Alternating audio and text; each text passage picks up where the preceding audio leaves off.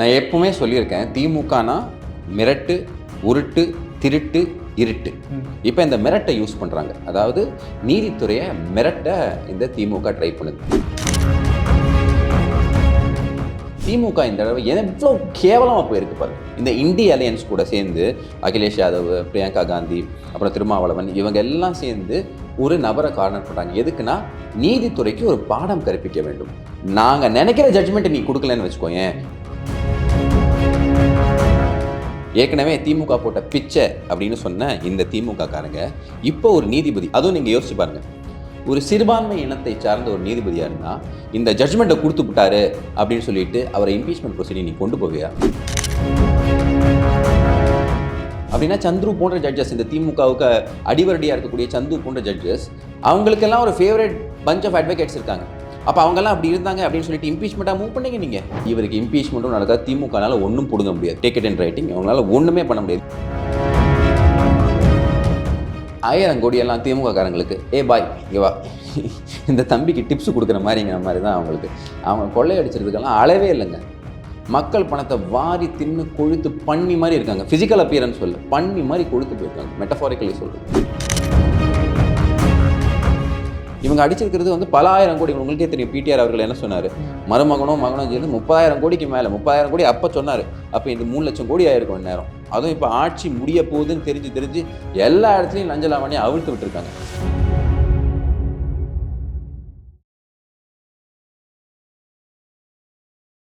இளைய பாரத நேயர்களுக்கு வணக்கம். இன்றைக்கி நம்ம நேர்களில் நம்ம சிறப்பு விருந்தினர் இளைய பாரதத்தின் நிறுவனரான கார்த்திக் கோபிநாத் சார் அவர்கள் தான்.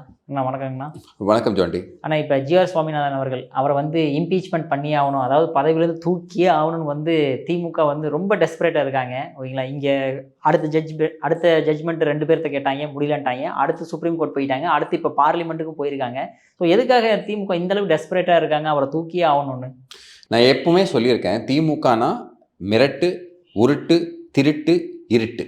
இப்போ இந்த மிரட்டை யூஸ் பண்ணுறாங்க. அதாவது நீதித்துறையை மிரட்ட இந்த திமுக ட்ரை பண்ணுது. அதுவும் பாருங்க, அவங்களால எதுவும் பண்ண முடியல அப்படிங்கிறனால இம்பீச்மெண்ட் ப்ரொசீடிங்ஸை கொண்டு வர்றதுக்கு முயற்சி பண்ணாங்க. இது ரொம்பவே தரம் தாழ்ந்த ஒரு செயல். இம்பீச்மெண்ட்னா நம்ம அரசியலமைப்பு சட்டம் நமக்கு ஒரு உரிமை கொடுத்துருக்கு. என்ன அப்படின்னா, ஒரு நீதிபதி 2 கிரவுண்ட்ஸில் மட்டும்தான், ப்ரூவ்டு மிஸ்பிஹேவியர் ஆர் இன்கெப்பாசிட்டி. அதாவது இவர் வந்து கண்டிப்பாக தப்பு பண்ணி இருக்காரு. அதாவது என்ன, லஞ்சம் வாங்கியிருக்கணும், இல்லைன்னா தன்னோட பதவியை யூஸ் பண்ணி ஏதாவது தவறு செஞ்சுருக்கணும், இல்லை இன்கெப்பாசிட்டினா ஃபிசிக்கல் அண்ட் மென்டல் இன்கெப்பாசிட்டி. அவரால் சுயநினைவு இல்லாமல் இருக்காரு, அவரால் தன்னோட வேலையை சரியாக செய்ய முடியல, இல்லை ஃபிசிக்கலி இன்கெப்பாசிட்டேட் ஆகிட்டார். இந்த மாதிரி கிரவுண்ட்ஸில் மட்டும்தான் இந்த இம்பீச்மெண்ட் கொண்டு வர முடியும். இது வந்துட்டு சுப்ரீம் கோர்ட் ஜட்ஜஸ்க்கும் கொண்டு வரலாம், அதே மாதிரி ஹைகோர்ட் ஜட்ஜஸ்க்கும் கொண்டு வரலாம். அப்போ இது வரைக்கும் நம்ம கான்ஸ்டியூஷன் ஆரம்பித்ததுலேருந்து, நம்ம இண்டிபெண்டன்ஸ் கிடைச்சதுலேருந்து இது வரைக்கும் எத்தனை பேர் இம்பீச் பண்ணியிருக்காங்கன்னு நினைக்கிறீங்க? தெரியல, யாரையுமே இம்பீச் பண்ணதே கிடையாது. அந்த அளவுக்கு கஷ்டமா? ரொம்ப கஷ்டமான ஒரு விஷயம். அந்த இம்பீச்மெண்ட் எப்போ நடக்கும் அப்படின்னா, நான் சொன்ன மாதிரி ப்ரூவ்டு மிஸ்பிஹேவியர் ஆர் இன்கெப்பாசிட்டி. ஏதாவது ரொம்ப பெரிய தவறு செஞ்சுருந்தா அப்போ இங்கே இந்த சட்டம் இயற்றக்கூடிய பாராளுமன்றத்தில் இருக்கக்கூடிய ஆட்களுக்கு ஒரு வாய்ப்பு இருக்குது. அதுவும் பாருங்கள் எப்படி வச்சுருக்காங்கன்னு நான் அந்த ப்ரொசீஜரை சொல்கிறேன், பொதுமக்களுக்கும் இளைஞர்களுக்கும் புரிஞ்சுக்கிறதுக்கு வேண்டி அதை சொல்கிறேன். அதாவது 2 அவையில், லோக்சபா இல்லை ராஜ்யசபா, ஏதாவது ஒரு இடத்துல அது ஒரிஜினேட் ஆகலாம். அப்போ ஒரு 100 பேரோ 120 பேரோ இவங்க போய் லோக்சபா ஸ்பீக்கர்கிட்டையோ இல்லை ராஜ்யசபா சேர்மன் கிட்ட ஒரு அஃபிடவிட் சப்மிட் பண்ணோம். அவங்க சப்மிட் பண்ணியிருக்கக்கூடிய அஃபிடவிட்டை நான் உங்களுக்கு காட்டுறேன். அவங்க சப்மிட் பண்ண அஃபிடவிட்க்கு அப்புறம் என்ன பண்ணுவாங்க அப்படின்னா, ஒரு 3 மெம்பர் கமிட்டி போடுவாங்க. அந்த 3 மெம்பர் கமிட்டி என்கொயர் பண்ணி இவர் தவறு செஞ்சுருக்காரு அப்படின்னு சொன்னதுக்கப்புறம் 2 அவைகள்லேயும் ஓட்டிங் நடக்கும்.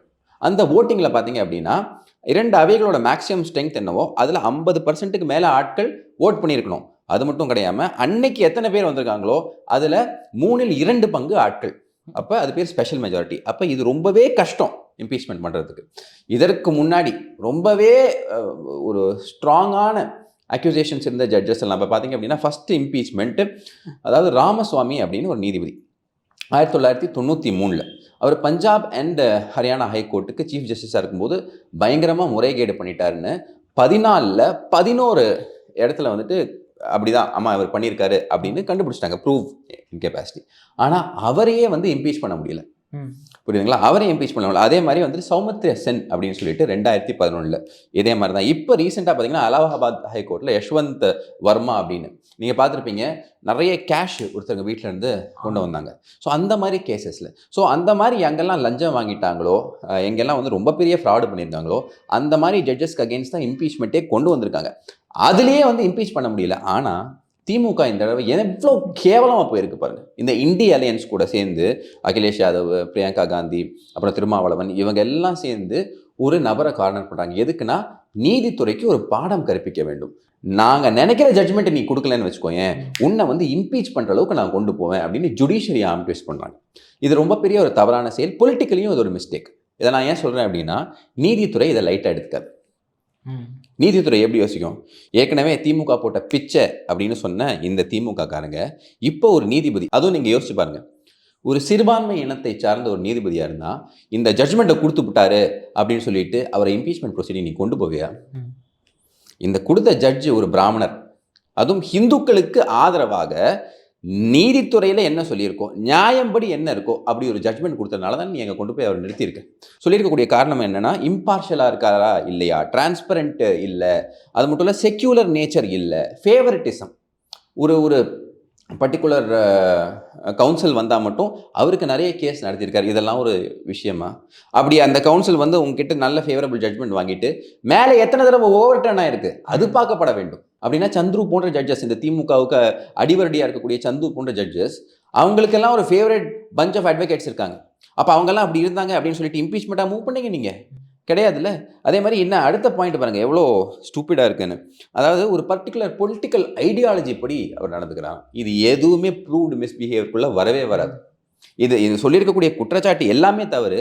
இந்த இண்டி கூட்டணி இந்த திமுக பேச்சை கேட்டு இதுக்குள்ளே போகும்போது மறுபடி அவங்களோட அந்த ஹிந்து விரோத நேச்சர் இருக்குது பார்த்தீங்களா, அது தேசம் எங்கும் மறுபடி பிரதிபலிக்க ஆரம்பிச்சிருக்கு. ஸோ ரொம்ப பெரிய தவறு இது. இந்த மாதிரி தவறை வந்துட்டு திமுக மீண்டும் மீண்டும் செய்துட்டு இருக்கிறதுக்கு என்ன காட்டுது அப்படின்னு பார்த்தீங்கன்னா, அவ்வளோ நர்வஸாக இருக்காங்க. இப்போ நான் சொன்ன மாதிரி நீதித்துறையை நீ ட்விஸ்ட் பண்ண முடியாது. நீதித்துறையை பார்த்து கொண்டு இருக்கும். ஏன்னா பிரதர் ஜட்ஜஸ் எல்லாம் பார்ப்பாங்க. நேற்று அந்த காணொலியெல்லாம் இருந்தால் நீங்கள் எடுத்து போடுங்க. மதுரையில் திரு ஜிஆர் சுவாமிநாதனுக்கு ஆதரவாக எதிர்பார்க்கக்கூடிய விஷயங்கள் தானே இங்கே மீடியாலாம் போட்டிருக்கோம். ஆதரவாக இருக்கக்கூடிய அத்தனை அட்வொகேட்ஸ் வெளியே வந்து போராடுறாங்க. நீங்கள் வந்து ஜிஆர்எஸை தேவையில்லாமல் கார்னர் பண்ணுறீங்க அப்படின்னு. அவ்வளோ அற்புதமான ஜட்ஜு, என்னமோ ஒரு பர்டிகுலர் அட்வொகேட்டுக்கு மட்டும் கொடுத்துருக்காங்கன்னு சொல்கிறாங்க. ஆனால் அவர் எந்த அட்வொகேட், ரிலீஃப் ஓரியன்ட் ஜட்ஜ், எந்த அட்வொகேட் வந்து கேட்டாலும் அந்த அட்வொகேட்டுக்கு உண்டான டைமை கொடுத்து ஹியரிங்கை கேட்டுட்டு பொறுமையாக அவங்களுக்கு என்ன தேவையோ, நியாயப்படி என்ன தேவையோ அதை பண்ணக்கூடிய மனுஷன். அவரை போட்டு டார்கெட் பண்ணிக்கிட்டு இருக்கிறதுக்கு காரணம் என்னென்னா, அவரால் திருப்பி பேச முடியாது. கரெக்டுங்களா? இப்போ போன தடவை டிவிஷன் பெஞ்ச் ஆஃப் மதுரையில் என்ன ஆகுது அப்படின்னா, ஜஸ்டிஸ் ஜெயச்சந்திரன், அதுக்கப்புறம் ஜஸ்டிஸ் கே ராமகிருஷ்ணன் அவர்கள், அவர் முன்னாடி இவருக்கு மேலே இருக்கக்கூடிய அப்பீல் போகுது. அவங்க அந்த ஜட்ஜ்மெண்ட் அப்படியே தானே பாஸ் பண்ணுறாங்க, எதுவும் ஓவர் டர்ன் பண்ணலையே. எத்தனை தடவை ஜஸ்டிஸ் ஜிஆர்எஸோட ஜட்ஜ்மெண்ட் சுப்ரீம் கோர்ட்டில் ஓவர் டர்ன் ஆயிருக்கு? அதுதான் இங்கே இருக்கக்கூடிய கேள்வி. இவர் ஏதாவது பயஸ்டாக ஒரு பொலிட்டிக்கல் ஐடியாலஜி இல்லை ஒருத்தருக்கு ஆதரவாக செயல்பட்டு இருந்தாருன்னா பல தடவை அவரோட ஜட்ஜ்மெண்ட் என்ன இருக்கணும், சுப்ரீம் கோர்ட்டில் ஓவர் டர்ன் ஆயிருக்கணும். ஆனால் அந்த மாதிரியெல்லாம் இல்லை. இந்த மனுஷன் எப்படின்னா, கம்யூனிஸ்ட்காரங்களுக்கெல்லாம் கேஸ் நடத்தியிருக்காரு. ஐடியாலஜி பாரபட்சம்லாம் பார்க்காம ஃப்ரீ ஸ்பீச்சுக்கு ரொம்பவே சப்போர்ட் பண்ணியிருக்காரு. பொதுவாக இந்த மாதுரு பாகன் அப்படின்னு சொல்லிட்டு ஒரு புத்தகம் வந்துச்சு. அப்போ அந்த நேரத்தில் அவருக்கு கவுன்சிலாக இருந்தது இந்த ஜிஆர்எஸ் தான். ஃப்ரீடம் ஆஃப் ஸ்பீச் இருக்கணும் அப்படின்னு சொல்லிட்டு ஐ திங்க் அந்த ஜட்ஜ்மெண்ட்டில் தான் வந்துட்டு வி ரிவைவ் யூ, நீங்கள் போய் எழுதுங்க அப்படின்னு அந்த பர்டிகுலர் ஆத்தரை வந்துட்டு ஹைகோர்ட் ரிவைவ் பண்ணி அனுப்பும், நீங்கள் போய் எழுதுங்க அப்படின்னு. அப்போ அதுக்கு கவுன்சிலாக இருந்தது திரு ஜிஆர் சுவாமிநாதன். அப்போ ஃப்ரீ ஸ்பீச்சுக்கு நின்றுருக்காரு. எந்த விதமான பாரபட்சமும் பார்க்காம யாராக இருந்தாலும் அவங்களுக்கு அந்த ப்ராப்பர் ஹியரிங் கொடுத்து நீதித்துறையில் என்ன பண்ணுமோ அது பண்ணியிருக்காரு. ஆனால் திமுகவின் அடிவருடியாக இருக்கக்கூடிய இந்த கூட்டம் இவங்க எல்லாம் சேர்ந்து நீதித்துறைக்கிட்ட ஒரு மெசேஜை பாஸ் பண்ண ட்ரை பண்ணாங்க. நாங்கள் விரும்புகிற ஜட்ஜ்மெண்ட்டை நீ கொடுக்கலையா, உன்னை இம்பீச்மெண்ட் வரைக்கும் கொண்டு போகணும். அப்போ ஒரு ஜட்ஜோட மனநிலை எப்படி இருக்கும்? திரு ஜிஆர் சுவாமிநாதன் அவர் ஒரு ஸ்ட்ராங்கான மனுஷன். இதை மாதிரி எத்தனையோ ஆட்டங்க போட்டிருக்காங்க, அதெல்லாம் அவர் பார்த்துருக்காரு. பட் ஸ்டில் ஒரு சாதாரண மனுஷன், அவர் ஜட்ஜும் ஒரு மனுஷன் தானே. அவருக்குள்ள ஒரு நேஷ்னல் லெவலில் பாராளுமன்றத்தில் கொண்டு போய் உனக்கு அகெயின்ஸ்டாக ஒரு இம்பீச்மெண்ட் ப்ரொசீடிங் நான் கொண்டு வருவேன் அப்படின்னு சொன்னால் எந்த அளவுக்கு அழுத்தத்தை நீங்கள் கொடுக்குறீங்க? எதுக்கு? உனக்கு அகெயின்ஸ்டாக ஒரு ஜட்ஜ்மெண்ட் கொடுத்ததுக்கு. அந்த ஜட்ஜ்மெண்ட்டை ஒரு 2 ஜட்ஜ் பெஞ்சும் அப்ஹெல்ட் பண்ணியிருக்காங்க. ஸோ இதுதான் திமுகவின் கேவலமான செயல்கள். நான் என்ன சொல்கிறேன் இளைஞர்கள்ட்ட, நீங்கள்லாம் ஒன்று திரண்டு சட்டத்தை படிங்க. சட்டத்தை படித்து இந்த திமுகவுக்கு ஜால்ரா அடித்தா நமக்கு ஏதோ ஆதரவு கிடைக்கும்னு பண்ணாதீங்க. எது கஷ்டமாக இருக்கோ, எது உண்மையாக இருக்கோ அந்த பக்கம் நில்லுங்க. அதுதான் திரு ஜஸ்டிஸ் ஜி.ஆர். சுவாமிநாதன் செஞ்சிருக்காரு. இவருக்கு இம்பீச்மெண்ட்டும் நடக்காது. திமுகனால ஒன்றும் பிடுங்க முடியாது. Take it in writing. இவங்களால ஒன்றுமே பண்ண முடியாது. இம்பீச்மெண்ட் இன்ஃபேக்ட் அந்த ப்ரொசீடிங்ஸ்குள்ளே போகாது அப்படிங்கிறது என்னோட நம்பிக்கை. அது மட்டும் இல்லாமல் ஜிஆர்எஸ் அவர்கள் அவர் சுப்ரீம் கோர்ட்டில் எலிவேட் பண்ணப்பட்டு அங்கேயும் ஒரு மகத்தான ஒரு நீதிபதியாக வந்து இங்கே மட்டும் திமுக காரன் மண்டையில் கொட்டாமல், ஏன்னா திமுக காரெல்லாம் திருட்டு பாய்ங்க, அவங்க இந்த ஃப்ராடு கேஸ் எல்லாம் தான் கொண்டு போய் அங்கே வச்சு எப்படியாவது நீதித்துறையை ஆம் ட்விஸ்ட் பண்ணி, இப்போ உதாரணத்துக்கு ஒரு திமுக காரனுக்கு பெயில் வேணும்னு வைங்க, இப்போ ஜட்ஜு சேம்பர் பக்கத்தில் போய் ஒரு 100 அட்வொகேட் நிற்பான். அதில் அவனுக்கு எவனுக்கும் முக்கால்வாசி பேருக்கு சட்டம் தெரியாது. பட் ஆனால் அப்படி போய் நிற்கும் போது அட்லீஸ்ட் இன்டரிம் ரிலீஃப் கொடுப்பாங்க அப்படிங்கிற ப்ரெஷர் டாக்டிக்ஸ் இருக்குது பார்த்தீங்களா, அதை திமுக காலங்காலமாக ட்ரை பண்ணிட்டு இருக்கு. இனிமேல் அதெல்லாம் செல்லுபடி ஆகாது. உங்கள் 2026 உங்கள் அழிவு உறுதி. அதே போல் இந்த நீதிமன்றத்தை வச்சு நீங்கள் ஆட்டம் கட்டிக்கிட்டு இருக்கீங்க பார்த்தீங்களா, பொய் கேஸு போடுறது, அதை வச்சு மற்றவங்களோட லைஃப்பை ஸ்பாயில் பண்ணுறது, அதுவும் வேலைக்கு ஆகாது. நீதிபதிகளும் உங்களால் இனிமேல் மிரட்ட முடியாது அப்படிங்கிறத ஆணித்தனமாக சொல்லிக்கிறேன். இது நடக்குதா இல்லையான்னு மட்டும் பாருங்கள். ஓகே, நான் சொன்ன மாதிரி சுப்ரீம் கோர்ட் ஜட்ஜ் வர வரைக்கும் வெயிட் பண்ணி பார்ப்போம். அடுத்தா பார்த்தோம்னா இப்போ திமுகவுக்கு கோர்ட்டு கொட்டு வைக்கிறது இல்லாமல் இடியுமே கொட்டு வைக்க ஆரம்பிச்சிருச்சேன்னு. இப்போ என்ன திடீர்னு நிர்மலா 1000 கோடி ரூபாய்க்கு வந்து ஊழல் பண்ணியிருக்கான்ற மாதிரி வச்சுருக்காங்க. என்ன 1000 கோடி எல்லாம் திமுக காரங்களுக்கு பாய் இங்கே வா, இந்த தம்பிக்கு டிப்ஸ் கொடுக்குற மாதிரிங்கிற மாதிரி தான் அவங்களுக்கு. அவங்க கொள்ளையடிச்சிருதுக்கெல்லாம் அளவே இல்லைங்க. மக்கள் பணத்தை வாரி தின்னு கொழுத்து பண்ணி மாதிரி இருக்காங்க. ஃபிசிக்கல் அப்பியரன்ஸ் சொல்ல, பண்ணி மாதிரி கொழுத்து போயிருக்காங்க. மெட்டஃபாரிக்கலி சொல்கிறேன். அந்த அளவுக்கு இவங்க வந்து ஊழல், எல்லா இடத்துலையும் ஊழல். திமுக என்ன பண்ணியிருக்காங்கன்னா, இந்த municipal administration and water supply, okay, அதில் வரக்கூடிய கான்ட்ராக்ட் எல்லாம் இருக்குல்ல, அந்த கான்ட்ராக்ட் என்ன பண்ணியிருக்காங்கன்னா, இடி என்ன சொல்லுது அப்படின்னா, திரு KN நேரு அவர்கள், திருச்சி ஸ்ட்ராங்மேன், அவர் வந்து தன்னோட உறவினர்கள் கிட்ட ஒவ்வொரு தடவையும் இந்த மாதிரி கான்ட்ராக்ட்லாம் அவார்ட் பண்ணும்போது அவங்க 7.5% to 10% கமிஷன் இருக்குது பார்த்தீங்களா, அவங்க உறவினர்கள் மூலமாக வாங்கியிருக்காங்க அப்படிங்கிற விஷயத்த அவங்க சொல்கிறாங்க. இடி இது சொல்கிறாங்க. அவங்க என்ன சொல்கிறாங்கன்னா, ஒரு 252 பேஜ் இதை வந்துட்டு சப்மிட் பண்ணியிருக்காங்க. யாருக்கு? ஸ்டேட் கவர்மெண்ட்டுக்கு. கிட்டத்தட்ட 1024 கோடி 1024 கோடி இவர் முறைகேடு பண்ணியிருக்காருங்க. இவர் வந்து சீரியஸாக பாருங்கள். இதுக்கு முன்னாடி ஒரு கரெக்டாக ஒரு மாதத்துக்கு முன்னாடி தான் இதே மாதிரி MAWSல கேஷ் ஃபார் ஜாப் ஸ்கேம் எப்படி செந்தில் பாலாஜி அவர்கள் பண்ணியிருக்காரோ அதே மாதிரி KN அவர்களும் பண்ணியிருக்கா. அப்படி அதனால் அதை கொஞ்சம் பாருங்கள் அப்படின்னு இவங்க சொல்கிறாங்க. இல்லை ஏன் வந்துட்டு இடினால டைரெக்டாக ஆக்ஷன் எடுக்க முடியல அப்படின்னா, எப்பவுமே ப்ரெடிகேட் அஃபென்ஸ் இருக்கும். அந்த ப்ரெடிகேட் அஃபென்ஸ் இருக்குது பார்த்தீங்களா, இது குவாஷுக்கு போயிடுறாங்க. ஏன்னா அது வந்துட்டு ஸ்டேட் போலீஸ் கிட்ட இருக்குது. அப்போ அங்கே மணி லாண்ட்ரிங் நடந்திருக்கு அப்படின்னு தெரிஞ்சால் தான் இடி உள்ளே வரும். அப்போ ஏற்கனவே ஒரு ஸ்கேமில் போய் உள்ளே பார்க்கும்போது அவங்க வந்து இந்த வாட்ஸ்அப் சேட்டு, அதோட ஸ்க்ரீன்ஷாட்ஸு, அதுக்கப்புறமா எப்படியெல்லாம் இவங்க வந்து நோட் பண்ணி வைக்கிறாங்க. இப்போ காசு கொடுத்தது, லஞ்சம் கொடுத்ததை நோட் பண்ணி வைப்பாங்கள்ல, அதை எப்படியெல்லாம் நோட் பண்ணி வச்சுருக்காங்க, அந்த டைரி என்ட்ரிஸு, அப்புறமா பிரைப் எப்படியெல்லாம் கேல்குலேட் பண்ணியிருக்காங்க, அந்த ஷீட்டு அது வரைக்கும் எடுத்து அமைச்சிருக்காங்க. யார்? இடி எடுத்து இந்த ஸ்டேட் கவர்மெண்ட் காமிச்சிருக்காங்க. இந்த மாதிரிலாம் உங்கள் ஆள் பண்ணுறாங்கங்க, அதனால் தயவு செய்து நீங்கள் போய் பாருங்கள். இதுவும் எந்த மாதிரி வேலை பாருங்கள் சார். அதாவது ஆதவர்ஜனா மாதிரி கரப்ஷன் பண்ணலாம், ஆனால் சாவடிச்சு பண்ணக்கூடாதுன்னு நாங்கள் சொல்லலை. கரப்ஷனே பண்ணக்கூடாதுன்னு சொல்கிறோம். அதுவும் கரப்ஷன் இந்த மாதிரி விஷயங்களில் எங்கே கம்யூனிட்டி டாய்லெட்ஸ் கட்டுறதில்ல, அப்புறமா இந்த வில்லேஜ் ரோட்ஸ் போடுறதில்ல, நபார்டு ப்ராஜெக்ட்ஸ் எதுக்கு? இந்த வேளாண் துறையில் இருக்கக்கூடிய விஷயங்களை கொஞ்சம் இன்னும் பெட்டராக பண்ணுங்கிறதுக்காக இந்த நபார்டு ப்ராஜெக்ட்ஸ். அந்த மாதிரி விஷயங்கள் எல்லாத்தையும் ஊழல் பண்ணி அதில் இருக்கக்கூடிய அப்பாயின்மெண்ட்டில் காசு வாங்கி அதில் கான்ட்ராக்ட் கொடுக்கறதுல காசை வாங்கியிருக்காரு அப்படிங்கிறது அங்கே இருக்கக்கூடிய குற்றச்சாட்டு. இது எல்லாமே எப்படின்னு பார்த்தீங்கன்னா, section 66 clause 2 of PMLA act, prevention of money laundering act, அது கீழே வரக்கூடிய விஷயங்கள் தான். ஸோ இந்த டீட்டெயில்ஸ் எல்லாம் எங்ககிட்ட இருக்குது. ஸ்டேட் கவர்மெண்ட் நாங்கள் உங்ககிட்ட கொடுக்குறோம். இப்போ நியாயப்படி பார்த்தீங்கன்னா என்ன பண்ணணும்னா, DVSC இருக்குது பார்த்தீங்களா, அவங்க வந்து இதுக்குள்ளே வரணும். Directorate of vigilance and anti corruption, அவங்க தான் இதுக்குள்ளே. ஏன்னா பப்ளிக் சர்வெண்ட்டு, ஸ்டேட் கவர்மெண்ட்டில் இருக்க இன்வால்வ் இருக்க பப்ளிக் சர்வெண்ட்டு, அவர் இந்த மாதிரி பண்ணியிருக்காரு, இடி கிட்ட இருந்து டிப் ஆஃப் வந்திருக்கு. இப்போ நான் எப்படி நாம கம்ப்ளைண்ட் பண்ணுவோம்? ஆனால் DVSC அப்படி பண்ணாது. திமுக ஆட்சியிலையும் சரி, அதிமுக ஆட்சியிலையும், யார் ஆட்சியிலையும் அது பண்ணாது. இங்கே என்ன நடக்கும் அப்படின்னு நான் சொல்கிறேன். இப்போ திரு KN நேரு அவர்கள் தப்பிச்சிருவார். ஏன்னா இங்கே நடக்கிறது விடியா அறமில்லாத அரசு. அடுத்த ஆட்சி நடக்கும் பார்த்தீங்களா, சரியான கேசஸ் எல்லாம் போடப்படும்.